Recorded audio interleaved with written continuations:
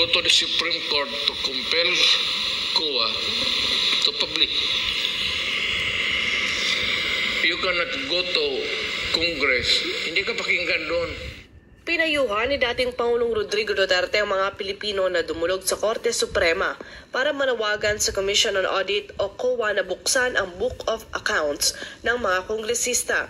Iyan ang sagot ni Duterte nang tanungin ng isang vlogger kung anong dapat gawin upang mapilitan ang mga kongresista na buksan ang kanilang mga libro. Hanggang ngayon kasi ay hindi pa rin tumatalima ang mga kongresista sa hamon ni Duterte na buksan ang kanilang libro at busisiin kung paano ginagamit ang pondo ng gobyerno.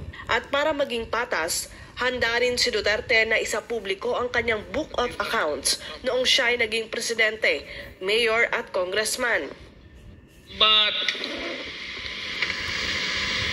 if you compel COA to open the books of all, including mine, doon sa presidency ko years, isali mo na para wala ng reklamo.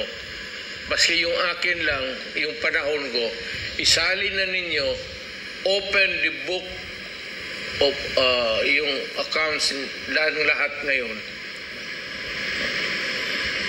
Isali na ninyo yung years ko na congressman ako, pati yung presidente ako. Buksan ninyo at ipublish natin.